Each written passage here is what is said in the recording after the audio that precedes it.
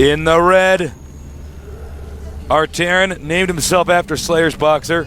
Shortened it, maybe named himself after Balrog. Boxer. Boxer. So the Japanese version of Street Fighter, she's boxer, right? No. No. So no. I gotta go. He's M. Bison. In it's too close to Mike Tyson, though, so they switched it. That's true. In the never mind. Hanju. Kyrix Zenith.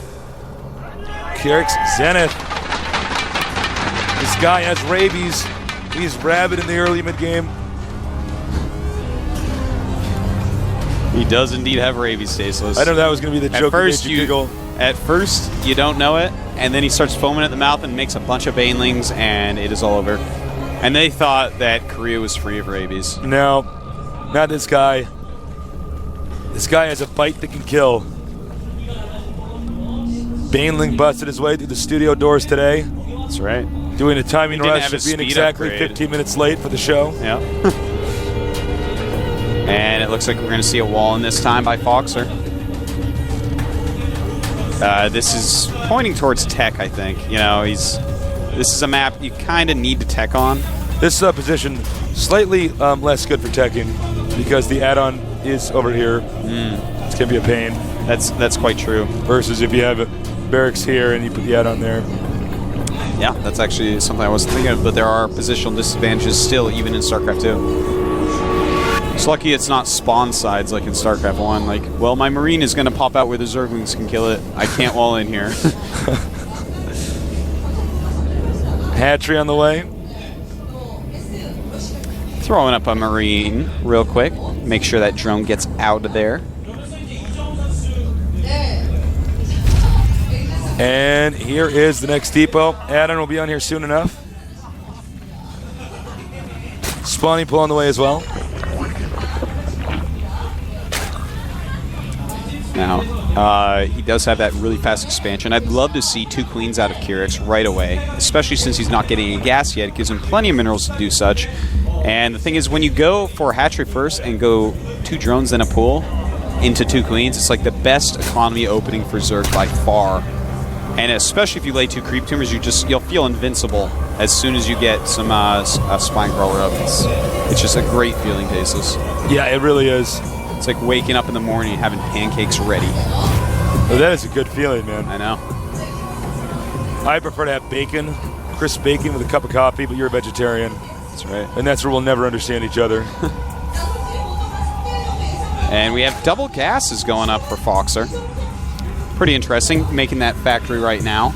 And I want to see, is this guy going to do another Banshee build? And if so, is he just going to do the, hey, 6 Banshees build again? And if so, can Kyrix hold it this time after seeing it last time? 3 Marines out in the map, trying to kill those Zerglings. But as I was saying, this map is so long, so much longer than the Scribe Station. The Banshee build would be much weaker here. But then again, very unexpected. I don't think the Banshee build would be a good idea. They'll probably have to pressure the expansion versus the main.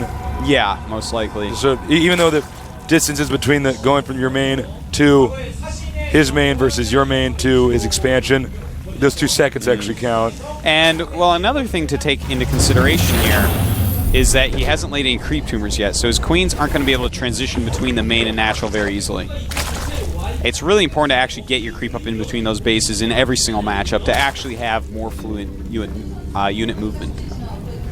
But it feels pretty good if you're the queen to lay a creep tumor. You're like, oh, so much better now. Absolutely. Probably reads the paper while he does it. The Zerg Times. Talking about what the Overmind is doing today. Unless he's one of those trashy queens. It's like he reads tabloids about Kerrigan and stuff. Oh, I can't believe her. I think all the Zerg newspapers would be very conservative, considering they're a hive mind. That's true. Oh, well said. Ooh, funny points for you. I can't even laugh at that. I know, that's just you shake your head yes while holding your chin. Damn, you are funny. Yeah, I know all about that one. So he's going to go for a Banshee Rush. Yeah, it doesn't look like the crazy Banshee Rush, though, where he makes a billion, jillion Banshees. Might be the kind of Banshee where we saw where it's a little bit defensive, and I think that might be a good idea. You know, he is making that command center, and the Banshee would be quite good against any incoming units. Looks like he's going to remove some Zerglings that are scouting, and just do whatever damage he can. One thing to note is that positionally, I think Actually, even with the characteristics of the way these guys play, this should favor the Zerg. He can Baneling bust this easily. Yeah, quite easily. And speed is almost done. He is sending those Zerglings down. Foxer, in the meantime, has the Marines on the ramp, as you see there. He is making a siege tank.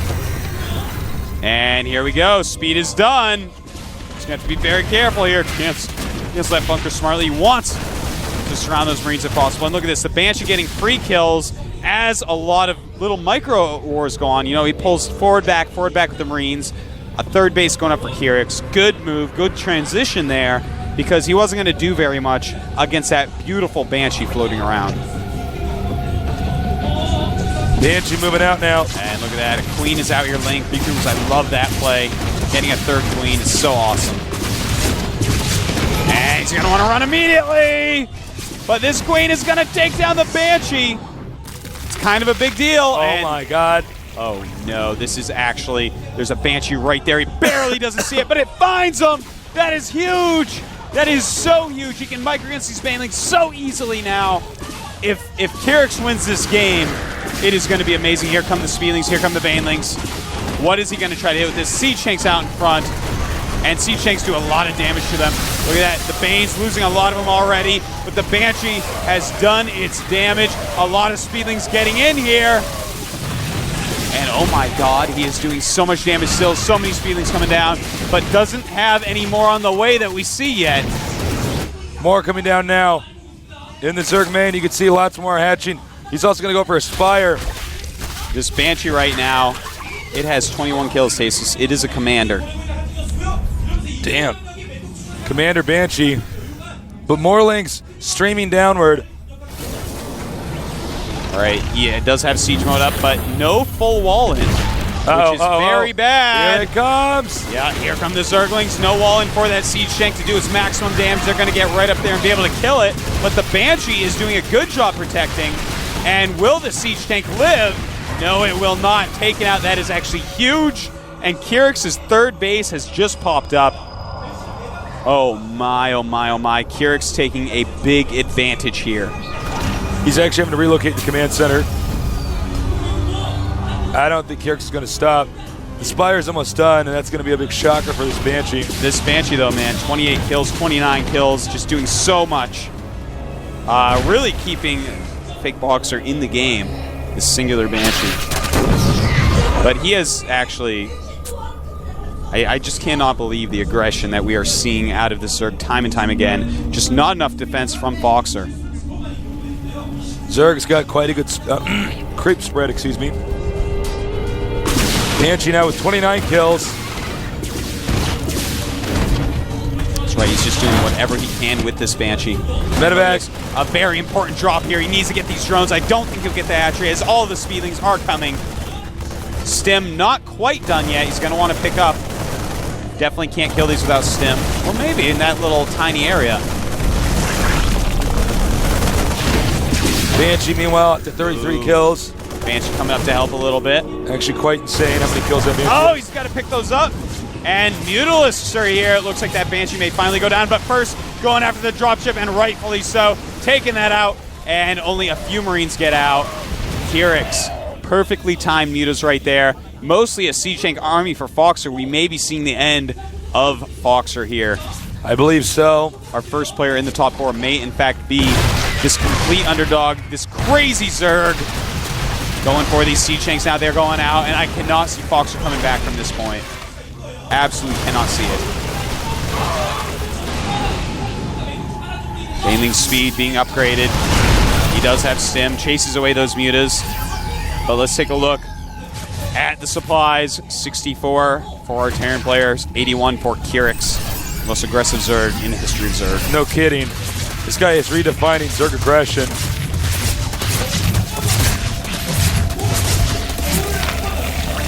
A lot of Banes being made here.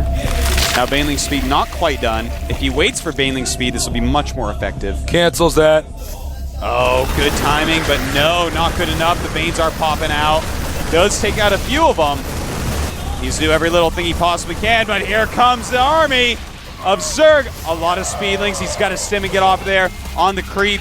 He's way out of position. Here come the mutas after the medevacs. and Foxer cannot be feeling good about this. Loses one medevac, loses the second. Nice micro there. Getting the mutas out while killing the medevacs. And this creep spread is almost all the way down to our Terran player.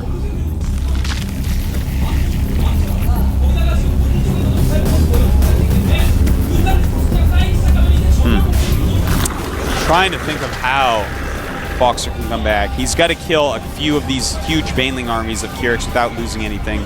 That is going to be so hard, though, and it looks like he wants to move out.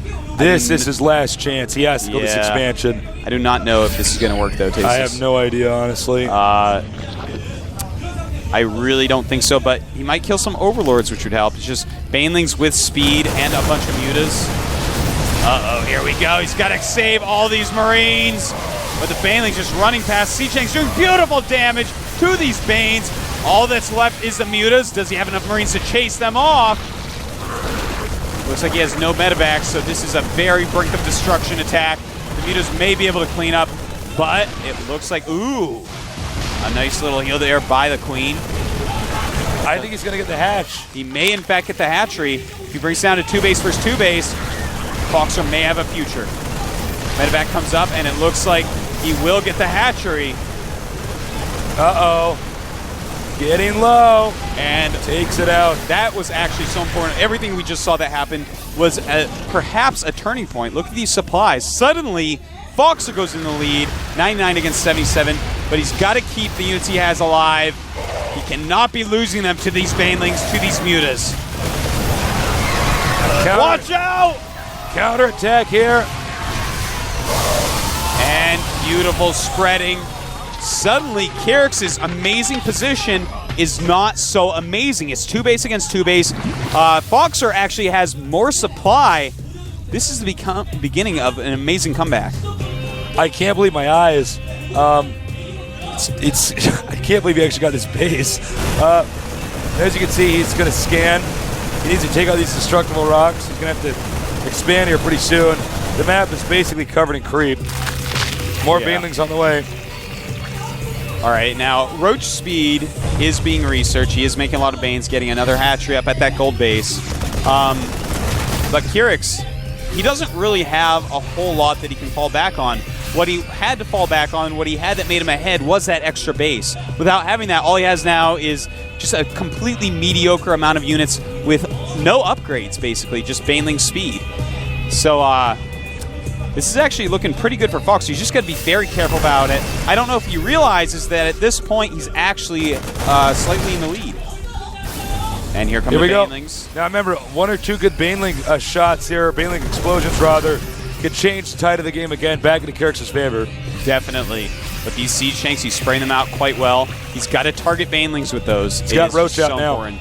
Ooh, the Roaches are going to help soak up a lot of damage. If he sends in Roaches first and brings the Banes in, it may work out a little bit better than we were thinking.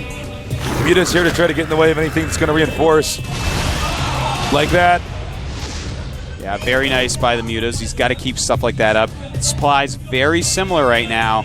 As Kyrix starts on this gold base, Foxer's going to be feeling the pressure to get something done. And here he comes in from behind, catching another Siege Tank. And Foxer's starting to spread up. He's got to move back from these Banes, though. Speed Banes on creep are ridiculously fast. And here come the Roaches. It looks like Kyrix. Beautiful attack timing. And despite the fact that Foxer had so many units, it looks like Kyrix can take this battle. Kyrix takes it back with the game's not over yet. Another attack coming over here on the other side. If Terra can take out the gold base, Circle will be back in the hole again. No, right now he has 5 mutas and 16 roaches. So killing this gold hatch, he's got to get away from the roaches, though. The roaches are what is going to be scary. He does not manage to kill it, and he can't really lift off because there are mutalisks as well. Mutas targeting those medevacs beautifully, and the roaches going to clean up those Marines. Terran army humiliated, has to retreat. The creep tumor still here. He's going to be unable to reclaim that location to expand it. Now we have some really interesting stuff going on here. Take a look at these supplies. It's 78 against 86 with Kyrix suddenly in the lead, but the thing is his army is so much better. It's 63 SCVs against 43 drones, so his army is actually about 30 supply bigger It's a huge army. Only 2 Siege Tanks and 9 Marines for our Terran player. Meanwhile, a bunch of Banes, a bunch of Lings, a little bit of Mutas, and some Roaches in a pear tree for Kyrix. All right, now all Zerg has to do is secure this position over here. Long distance mining. Terran's gonna have to do that until he can get rid of these creep tumors here. Yeah, this spreading creep is just so amazing. And he does scan to get rid of that creep tumor. But he has got to play the defensive game here. It looks like we're gonna see an attack by Kyrix, and I don't think that he can hold this. There's so many Banes coming in, gonna kill a lot of SCVs, if nothing else, and kills a lot of Marines right there. Very nice. But the Roach army dying to these siege tanks. He's got to be careful not to overcommit. This is such an amazing back and forth game. And suddenly, we see that our Terran player goes back in his supply lead. Zerg not going to spend any money expanding again. He wants to finish him up now. He wants to attack, but with all those Banes being made, this is such a tiny force. Inadvisable. Backs up, here are the Banes. And will he attack into this? No. No, he won't. Oh man, these tanks out in front, I'm getting stressed, Tasteless. This game is so back and forth, it's so close. Either player could misclick one time and cause a game loss. Looks like he's finally reclaimed this location down here. Boxer putting a depot here. He wants to spot and see when the Zerg expands again. Yep. Good choice there. And finally, at the gold base, the creep has receded enough to land that command center. And mules on gold equals lots of supply quickly. Here come the Banes from the side, going for the SCVs and mules. Very nice time attack, gets a bunch of mules, backs up, and Kyrix really putting the hurt on fake Boxer. Now, with a ton of roaches, but hold that thought. Counterattack here. Oh, he's got to be careful. The Banes are really the scary part of this. He does have some Marauders, though, to tank, and the Marauders doing a pretty decent job here. It's hard to tell who's actually going to take this. Looks like the Medivacs go way far away, not healing. A lot of Roaches left, and this is scary, man. He might be overrun here, sieging the tanks, but the Roaches closed before their siege, and uh-oh. Losing these siege tanks is not what Boxer wants to happen. And I think he's now got control over this region of the map. These SCVs are going to have to get out of there. Taking this gold base. It's so important. A lot more SCVs dying. The mules being chased off once again. Boxer not being able to hold on to anything. He is actually being a little bit too aggressive here. You know, just getting broken time and time again when he attacks by Kyrix and then barely holding the counter. Wow, talk about a crazy game. This is an insane game, but at this point, it's really looking like Kyrix is in this place where Boxer cannot be come back from. Because he does have some units there, but here come the Roaches, here come the Banelings, both very good against Marines. And just killing SCVs left and right. Wow, he held that up really well. But there's still Roaches here. Yeah, very nice dodging. Is mixing in some Marauders at this point. With the supply of Boxers just dropping drastically. Look at that, down to 54. Let's take a look at Kyrix's. Kyrix up at 84, so he is really starting to pull ahead here. I really bet he wishes this was actually a planetary fortress and not an orbital. Oh, yeah. If that was a planetary... He actually floated it from his main. Yeah, he would have absolutely no problem holding on here. Unfortunately, it's an orbital, so... You know, I think that actually our Terran player here, Fake Boxer, he just attacked a couple times too many. Look at that. Loading up with Banes to drop on top of the army so it can't really kite. Very nice move. Scouting SCV. Sees how much is left in the gold patch. Knows that Zerg's going to have to expand pretty soon here. The Terran base actually with those mules. Some of those patches at 1,000, others at 500. And here he goes. He has Overlords full of Banes, don't forget. And this is looking gross already. Does not start dropping yet. And decides to turn around. You know, the siege tanks plus the good micro. But look at this. Time to drop on those Marines. And there he goes. The Overlord's getting targeted, but it's a very risky business. He might just want to right-click on the orbital, blow it up. Yeah. That's actually a very good point, Tasteless. If you do manage to just kill that orbital, then suddenly it's basically GG. Of course, you are at risk for counterattack, but yeah, as long as you can hold that. But is Foxer actually going to move out? He really needs to stabilize a little bit more. Right now, the Zerg is basically on one base, just the gold. If Foxer can stabilize, he should be good. It's just Roaches now. This is one of those back-and-forth games, but no, here come the Banelings on the creep. Oh, doing massive damage to those Marines, trying to split it up. The Siege Tank doing a lot. And the Roaches retreating once again. This is so wild. Foxer this is drops insane, man. 66 against 90. This is so back and forth. Yeah, you know, I think Foxer actually, right now, look at that. He's really not mining. He's actually... One Muta here, too. Yeah, the SCVs are not mining, though. That's pretty important. You know, right now, the Zerg, his main and his natural are both basically dry. So his economy is just gold base. Foxer's economy is just gold base. Foxer just needs to sit back and be cost effective. How do you do that? You siege up some tanks, you load up some bunkers, and you micro with Marauder Marine. You know, that's exactly what he should do, but it looks like we're going to have a little kiting battle here, but a lot of Speedlings coming in to stop that. This is such a wild game. I actually have no idea who's going to win it. Really, it seemed like Kyrix for so long. I know, and now we're back to square one. Kyrix is going to take a fourth base. He realizes that he is running out of resources. And this Marauder Ball is actually really good against the Baneling Roach heavy army that we do see from Kyrix. Now, 2 Overlords do have a lot of Banelings in it. He's going to want to drop those on top of the Marauders and Marines. That is actually, we're getting a lot of units from fake Foxer. Yeah. Foxer. He's got to be so careful, though. Yeah, no kidding. He's got to be so careful. 2 Overlords, here they come. The Overlords are coming in. And this could be dirty. A lot of Marauders going down, but he keeps most of his Marines alive. Oh my god. This is an insane comeback. Kyrix now in trouble. Counterattack from Foxer coming in. Perfect timing. There are no Banelings left. And the Roaches being taken out. GG. How did Foxer take that? Look, he is overwhelmed. He cannot believe it. I can't believe it. You at home can't believe it. If you can, you weren't following all what's going on because Kyrix was ahead the entire time. I cannot believe that. I am actually in shock. I have goosebumps all over my body. Foxer, so happy to I think my brain just had an orgasm just watching that. Like, seriously, that was so unbelievable. More than my brain just had that, Tasteless. I am actually going crazy here. Foxer, amazing play. Oh he messed God. up so many times, but he kept his cool. He kept on microing, he kept on macroing. He just did his absolute best nonstop, despite so many mistakes by both players. It was an amazing back and forth. Neither of them ever knew who was ahead and who was behind, so they keep on attacking at the wrong times. I'm actually going crazy here thinking about that game. Dude, that was so sick. Look, I mean, that was so back and forth. I think it's the most back and forth pendulum swinging game we've had at the GSL, maybe in StarCraft history.